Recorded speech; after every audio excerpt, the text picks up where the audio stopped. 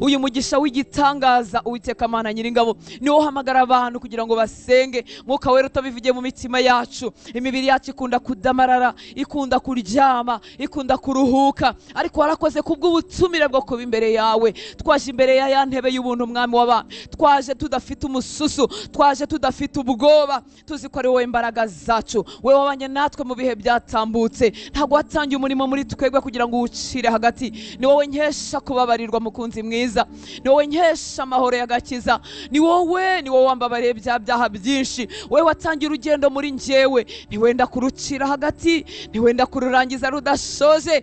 Utamurikiye umwami, utamuritse imbere ya data. Wowe wanyogesheje amaraso menshi, wowe warwanye intambara nyinshi kugira ngo mboneke, wowe witanze ku musaraba kugira ngo mboneke, wowe wirengagije isoni z'umusaraba kugira ngo mbabarirwe ibyaha, ngo wirengagije isoni z'umusaraba ngo bitewe n'ibyishimo byagushyizwe imbere. Warebaga bazakizwa nanjye ukambonamo, warebaga bazababarirwa nanjye ukambonamo, ngo bigutera kwirengagiza isoni z'umusaraba n'ikimwaro cyawo. Dore ko byari bikwiriye ibivume, byari bikwiriye abagizi ba nabi, ariko wemera urwo rupfu ku musaraba kubw'ibyishimo byagushyizwe imbere. Ntabwo wowe watangiye umurimo mwiza muri njyewe wenda kuwucira hagati, ahubwo umugambi wawe ni ukuzamurikira Imana Data, ni ukuzaba muri babera benshi, babandi bakuye muri irya mibabaro, babandi uzirata kuri urya munsi, babandi uzamurika ukavuga ngo abangaba ni babandi bavuye mu bise by'amaraso yanjye. Urakoze kutatangiye umurimo mubera ngo uwucire hagati nyaguhora ku ngoma. Nzamutse imbere yawe n'amashimwe,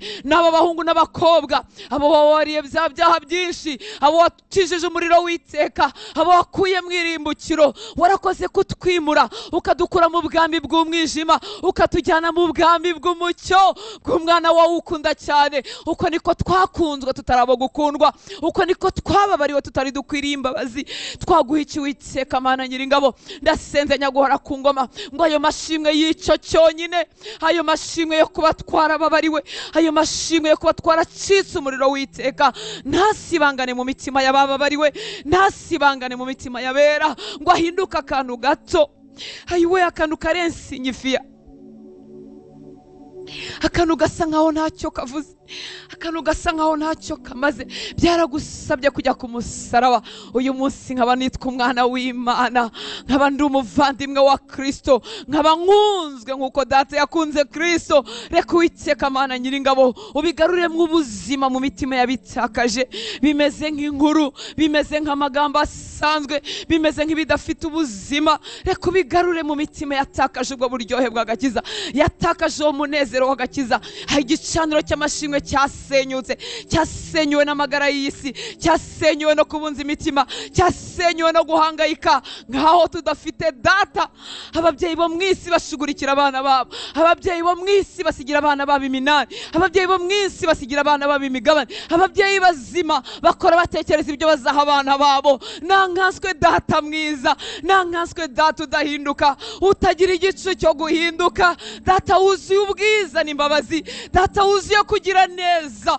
Urakoze kuko tutari imfubyi, urakoze kuko dufite data. Abadata bo mu mubiri bajya bapfa bagasiga abana babo bakiri abana, bajya bagira intege nkeya se bagata nabo babyaye, cyangwa bakiyihakana abana bakavukana amaganya n'imiruho kuko badafite base. Yo ariko wowe ntufite itangiriro n'iherezo, wowe ntupfa, wowe ntusaza, ahubwo hora udutegeye amaboko mu mbabazi zawe. Uhora wifuza ko abana wabyaye bakumenya, uhora wifuza ko abantu byara bagaruka mu rugo. Uwiteka Mana Nyiringabo tuguhaye icyubahiro kuko tutari ibibyarwa, tuguhaye icyubahiro kuko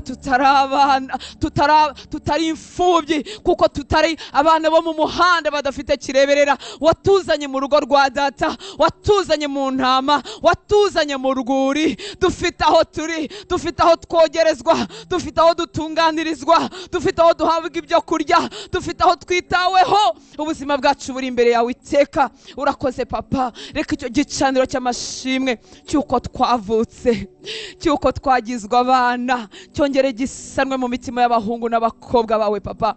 Nguhaye icyubahiro, ngushyize hejuru. Dore Satani yarambuye ikiganza azimya amashimwe, asenya amashimwe mu buzima bw'abana b'Imana bagezweho n'ibibabaza umubiri. Bamwe bararwaje, abandi barapfushije, abandi bagezweho n'indwara zikomeye, abandi barashonje, abandi barashomere, ibintu bitandukanye bikora ku mibiri yacu. Ariko Uwiteka Mana Nyiringabo, ntago byacitse kontrole yawe, byose urabizi, byose urabigenga. Reka amaso ye yongere yunamuke, amaso akurwe kubimuriza, amaso akurwe ku kiriyo gitinze.